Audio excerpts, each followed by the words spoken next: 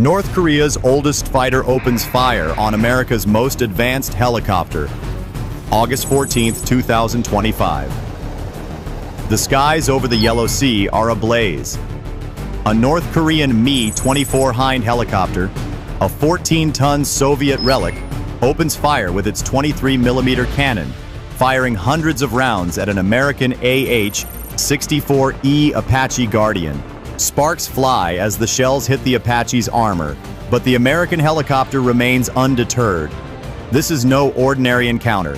One side carries outdated 1980s weapons, the other a $36 million flying fortress built to survive the most brutal battlefields.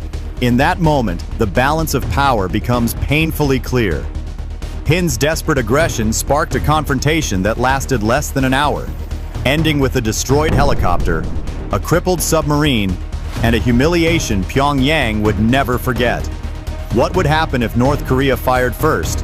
And how would the United States fire back? Whose helicopter would be destroyed? Join me as I find out the truth. 3:10 p.m., August 14, 2025. The Yellow Sea, 70 nautical miles off the coast of North Korea. What looked like a calm afternoon was in fact the beginning of a military disaster. Beneath the waves, a Sang-2 diesel-electric submarine of North Korea was suffocating. It had been submerged for 48 straight hours, its batteries drained to less than 12% capacity. Like a man holding his breath too long, it had no choice but to surface. And the moment it did, the United States was waiting. Hovering high above was an AH-64E Apache Guardian, America's legendary attack helicopter. Each Apache costs more than $36 million, weighs 11 tons, and carries an arsenal of 16 Hellfire missiles, 76 rockets, and a 30mm chain gun capable of firing 625 rounds per minute. Normally designed to shred tanks on land, this machine had been refitted with advanced sensors to hunt submarines. Its powerful communication suite linked directly with the USS Roosevelt, an Arleigh Burke-class destroyer bristling with 90 vertical launch missile cells just 40 nautical miles away. The numbers were staggering. A diesel submarine like the Sang-2 produces acoustic signatures of over 120 decibels when forced to surface and recharge, loud enough to be detected across half the sea. For North Korea, surfacing should have been routine maintenance, but with an Apache circling overhead, every sound became a death sentence. In that instant, the battlefield was no longer equal. One side had the world's most advanced rotary wing war machine linked to a $2 billion naval destroyer. The other had an aging submarine whose design dated back to the 1990s. From the moment the Sang-2's conning tower broke the surface, the trap was already sprung. North Korea had walked blindly into America's silent net. Do you think the North Korean submarine would dare to launch a missile at a U.S. aircraft? Let me know your thoughts in the comments. Now let me see how North Korea reacts. North Korea's answer came quickly. At 3:22 p.m., less than 15 minutes after the Sang-2 surfaced, radar picked up a fast-moving contact from the east.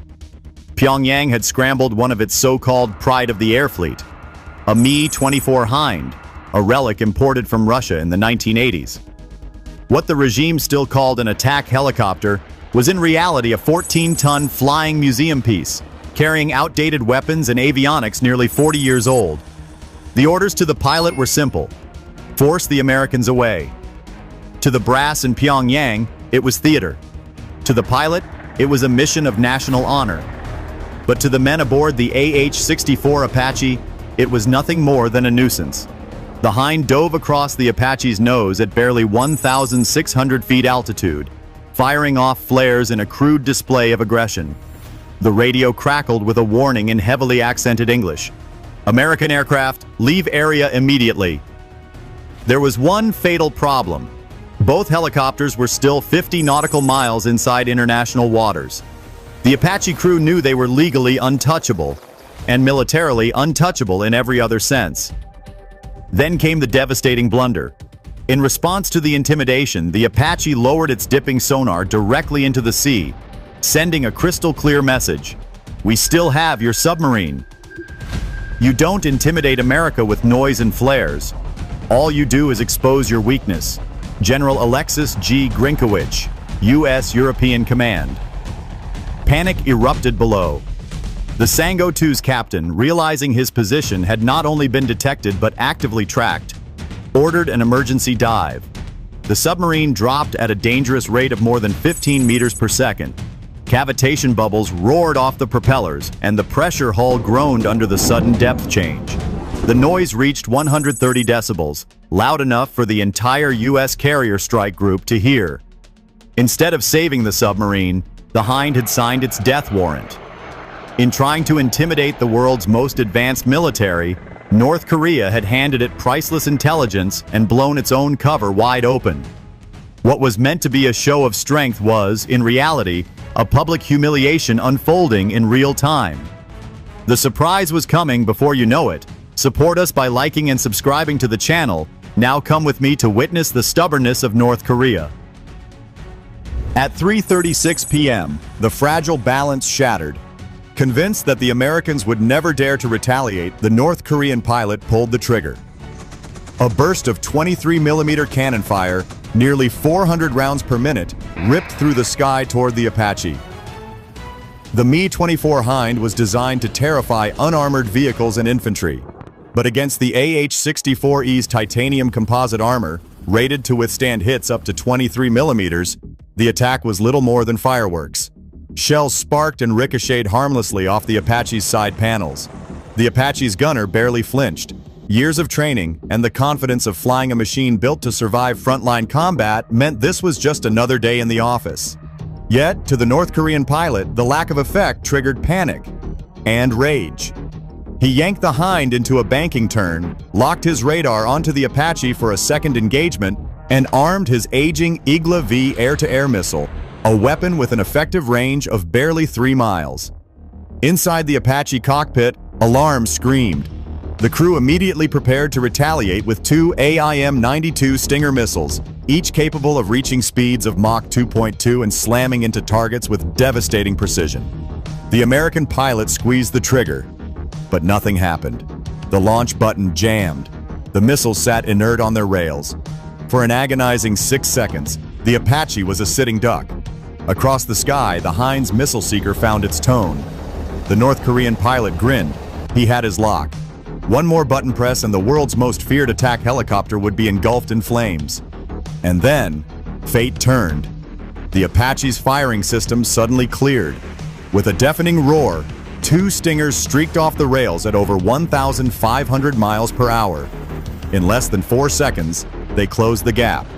The Hind pilot tried to break away, pulling nearly 4.5 Gs, but the airframe shuddered on the edge of collapse. He had no chance. The first Stinger punched through the Hind's left engine, detonating in a fireball visible for 20 miles. The second missile struck half a second later, tearing the fuselage apart. The Mi-24 exploded mid-air, its wreckage scattering across the waves of the Yellow Sea. In under a minute, the imbalance of power was absolute. A Cold War relic had tried to challenge America's most modern attack helicopter, and paid the price in flames. The sky was clear once again, but the battle was far from over. Below the waves, the Sango II submarine was still thrashing in desperation, and the U.S. Navy was preparing its next move. What was about to happen terrified North Korea. The fiery explosion of the Mi-24 Hind still burned in the sky when the battle shifted downward. At 3:44 p.m., the U.S. Navy moved with clinical precision.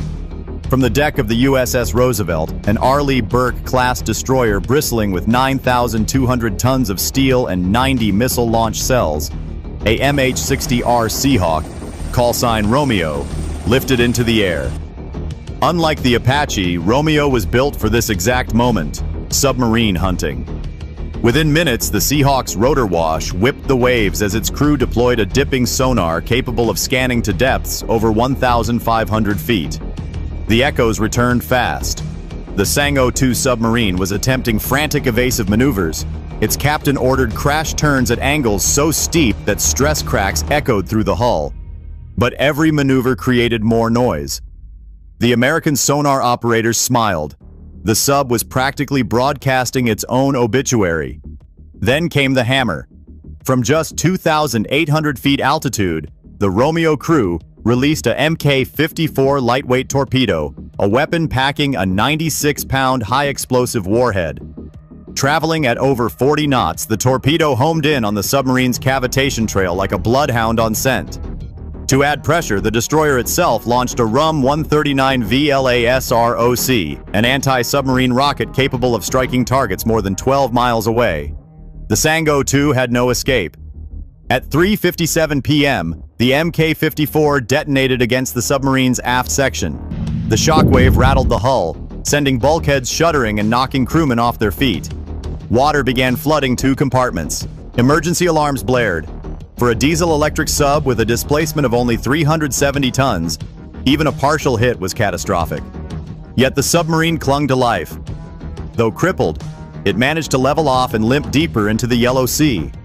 The captain had no choice but to abort his mission and head for the nearest base at Nampo. Above the waves, the Americans had once again demonstrated overwhelming dominance. In less than 30 minutes, one Apache, one Seahawk, and one destroyer had destroyed a helicopter, crippled a submarine, and collected enough acoustic and electronic data to rewrite the playbook of North Korean naval warfare. The message was unmistakable. In the 21st century, challenging the U.S. Navy and Army in their own element was not bravery, it was suicide. By 4:15 p.m., the battlefield had fallen silent. Smoke from the destroyed Mi-24 Hind drifted across the waves, while beneath the surface, the Sang-O-2 submarine limped towards safety. Damage reports later confirmed the strike had ruptured fuel lines, flooded two compartments, and reduced propulsion to less than 40% capacity. What was once North Korea's silent hunter was now a crippled steel coffin forced to crawl home. The cost of this failure was staggering. A single Sang-O-2 submarine takes nearly 7 years to build and costs Pyongyang an estimated $300 million, more than the annual food budget for 3 million of its citizens. And yet, in less than 30 minutes, one Apache helicopter and one Seahawk had rendered it combat ineffective. For North Korea's air wing, the humiliation was even worse. The Mi-24 Hind, once marketed by the regime as a flying tank, had been obliterated by two $38,000 Stinger missiles. Weapons so common in the U.S. arsenal that thousands are stockpiled worldwide. The comparison was brutal. A $12 million helicopter destroyed in seconds by missiles that cost less than a luxury SUV. Strategically, the implications rippled far beyond the Yellow Sea. The U.S. Navy had gained 72 minutes of uninterrupted acoustic and electronic data from both the Hind and the submarine. Engineers now knew exactly which frequencies to jam, which heat signatures to track, and which weak points to target. In one engagement, an entire generation of North Korean tactics had been compromised. The contrast could not have been clearer. On one side stood American technology, an Apache capable of surviving 23mm cannon fire, a Seahawk armed with torpedoes and rockets, and a destroyer with radar systems able to scan hundreds of miles. On the other stood North Korea, outdated aircraft, noisy submarines, and a pilot whose recklessness nearly handed the U.S. Navy a live-fire training exercise. By the time the Sang-O-2 limped back to Nampo Naval Base under escort, the damage was already done. A relic of the Cold War had collided head-on with the cutting edge of American power, and lost. The lesson was unmistakable. Against U.S. precision, resilience, and overwhelming firepower, intimidation is nothing more than self-destruction. In the span of less than 1 hour, the clash over the Yellow Sea revealed a truth that cannot be ignored. North Korea had sent its best, a Sang-O-2 submarine and a Mi-24 Hind helicopter, to intimidate the United States. Instead, it exposed its greatest weaknesses. A submarine valued at $300 million was crippled, a helicopter worth $12 million was reduced to flaming wreckage, and priceless tactical data was handed directly into American hands.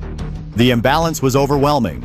An AH-64 Apache designed to fight tanks shrugged off cannon fire and unleashed Stinger missiles at Mach 2.2. A MH-60R Seahawk dropped torpedoes with surgical precision, crippling a submarine in seconds.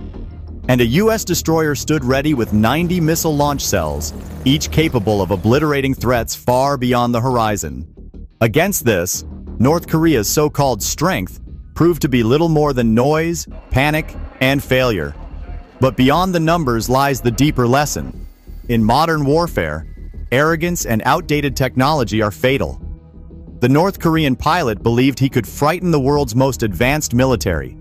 Instead, his actions doomed his own forces and handed the U.S. Navy a decisive victory without a single loss. For America, the message is clear. Investment in training, technology, and resilience pays off in moments when the world is watching. For adversaries, the warning is equally clear. Intimidation and recklessness only accelerate defeat.